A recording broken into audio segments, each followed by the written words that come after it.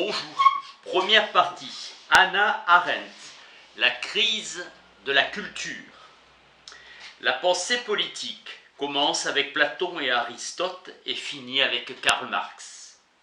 La République, vivre ensemble des hommes. Marx s'en détourne en réalisant la philosophie dans la politique. Transformer le monde. Marx renverse la philosophie d'Hegel de la pensée et de l'action. Le citoyen athénien était affranchi du travail.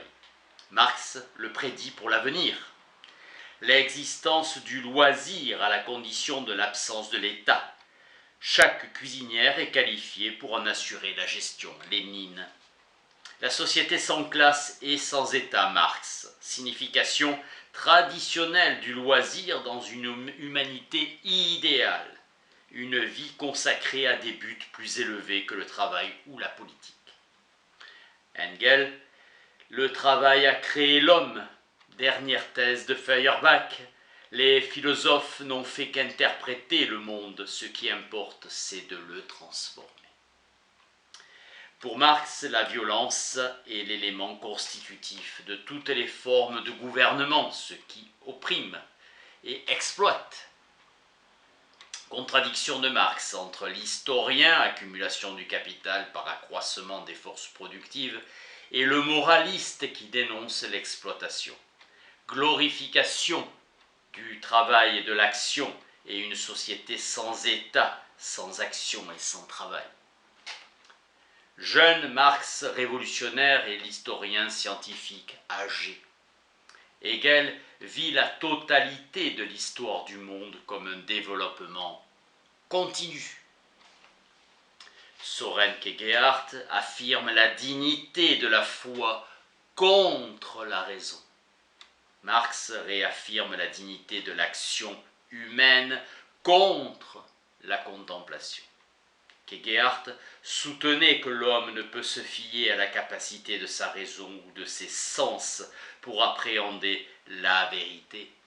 Tentative pour sauver la foi de l'assaut de la modernité qui rendit moderne la religion elle-même, sujette au doute et à la défiance. Marx s'efforça de sauver la pensée philosophique tenue par la tradition pour la plus libre de toutes les activités humaines. Opposition entre fides et intellect, pratique contre théorie, vie sensible périssable contre vie permanente. Retournement de la caverne. 1. Ses habitants se délivrent de ces chaînes. 2. Ils se détournent de la caverne vers le ciel clair, essence contre vrai. Illuminés par le soleil. 3. Nécessité de retourner à la caverne en homme mortel. La connexion entre les concepts de nature et d'histoire, leur dénominateur commun est l'immortalité. Ce n'est pas une opposition. Hobbes mourut dans la peur mortelle du brasier de l'enfer et Descartes priait la Sainte Vierge. Dans la parabole de la caverne, le philosophe quitte la caverne en quête de la véritable essence de l'être.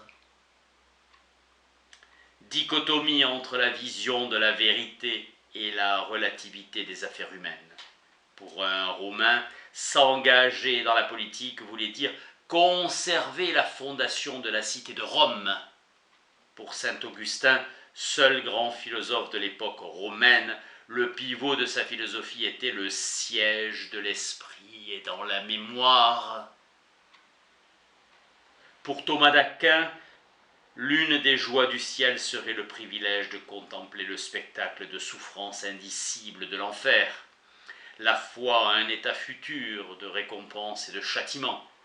Machiavel avait un mépris profond pour toutes les traditions chrétiennes et grecques. Son mépris visait une église corrompue. Le renouveau des franciscains et des dominicains culminait dans le fanatisme de Savonarole, qu'il respectait.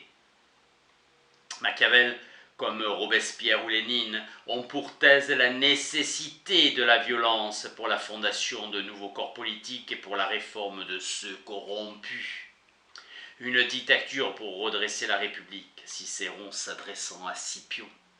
Seule la Révolution américaine a fondé sans violence et à l'aide d'une constitution d'un corps politique nouveau un succès, et cela a duré jusqu'à nos jours. Les révolutions comme des ruptures radicales avec la tradition.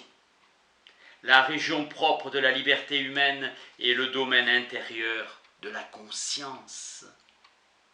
Absolue supériorité de la liberté intérieure, citée par Épictète, qui affirme que l'homme libre est celui qui vit comme il le souhaite. Pour Aristote, la liberté pour un homme signifie faire ce qu'il désire. Pour Épictète, un homme est libre s'il se limite à ce qui est en son pouvoir, dans un domaine sans obstacle. Fin de la première partie.